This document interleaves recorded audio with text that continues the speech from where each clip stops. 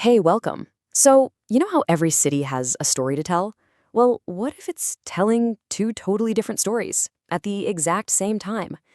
It turns out the difference often just comes down to the words we choose. So let's dig in and see how language literally builds the cities we think we know. Okay, take a look at this. On the left, you've got that charming, historic old town. You know, the picture you'd see on a postcard. And on the right, the stark, modern face of a major capital city. But here's the crazy part. These aren't two different places. They're two different descriptions of the very same city. And that really gets to the heart of what we're talking about today. What story is a city really telling us? And, maybe more importantly, how can we get better at reading its language? All right, first up, let's put on our tourist hats. We're going to start our journey with a version of the city you'd find in a travel guide. You know, that postcard perfect view seen through the eyes of a visitor who's just looking for a fantastic time. And the story usually kicks off with a classic line you've definitely heard before. It's a wonderful mix of old and new. Now, that one little phrase is so powerful. It immediately paints this picture of perfect harmony, where history and progress are just beautifully coexisting. In this image, it's the perfect visual for that idea. The description points to busy, narrow, cobbled streets inside what they call a conservation area. The whole focus is on preserving history, with these quaint old buildings that create that picture-perfect, old-world charm. Let's just zoom in on a keyword here for a second. Quaint. It doesn't just mean old, right? It means it's attractively old-fashioned. It's such a carefully chosen word. It's designed to promise charm and just invite you right in. And the tour just keeps on going. The city center is sold as vibrant, lined with upmarket shops for anyone with expensive taste. We hear all about lively bars, fashionable clubs, and of course, those lovely pavement cafes that just create a more relaxed atmosphere. And hey, even if some spots are pricey, you can still find good value restaurants. I mean, it sounds absolutely perfect, doesn't it? And when you get away from all that hustle and bustle, you find these peaceful suburbs. The description talks up the tree-lined avenues in the residential areas, painting a picture of a calm, really pleasant place to live. But that's only half the story. Okay, now it's time to peel back that glossy postcard layer and look at the city from a completely different angle. This is all about uncovering the realities that, well, don't always make it into the travel brochure. The other side of the story kicks off with a totally different term, the inner city. And the definition we're given is a place where poorer people tend to live and where social problems are pretty common. That one phrase alone immediately signals a huge shift, from the tourist's nice little visit to the residents' day-to-day reality. Hey, remember those charming tree-lined avenues we just saw? Well, as we move into this version of the city, they get replaced by high-rise flats and the imposing buildings of government offices. Imposing is such a great word here.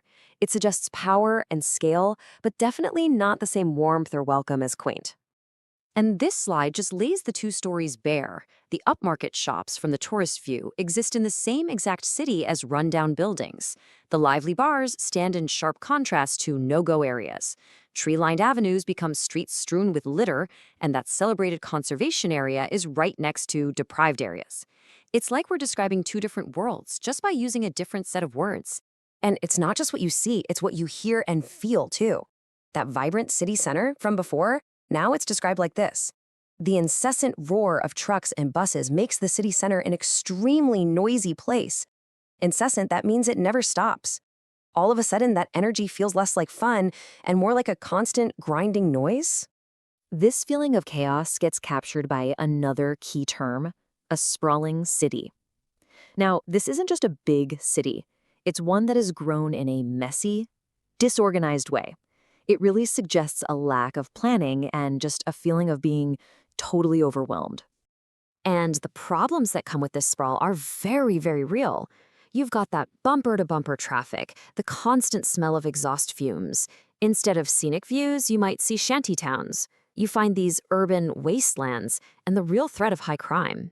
Yeah, it's a far cry from those relaxed pavement cafes we were talking about earlier. So we've basically just toured two completely different cities that occupy the same space. So what's the big takeaway here? It's that the words we choose don't just describe our world. They actually help build it. Ultimately, the language we use is like a filter. If you call a neighborhood quaint, you start looking for charm. If you call it a deprived area, you start looking for problems. The words literally direct our attention. They highlight certain things while making other things almost invisible. Okay, so how can you actually apply this to your own life? Let's turn all this vocabulary into a practical toolkit so you can become a better urban explorer and start reading the stories of your own city. Here's a simple guide. 1. Look beyond the main skyline. What else is there? 2. Really notice that mix of old and new. Is it a beautiful blend or is it a jarring contrast? 3. Watch the traffic. Is it flowing or is it that never-ending bumper-to-bumper kind? 4. Just stop for a second and listen. What do you hear? Pavement cafes or the roar of trucks? And finally, number 5, and this one is so important. Ask yourself, who is this space really for? Was it built for tourists, for commuters, or for the people who actually live here? Because in the end, every single street corner, every building, and every sound is part of a much larger story. Your city is telling a complex, sometimes contradictory, but always fascinating story. The only question is, are you listening?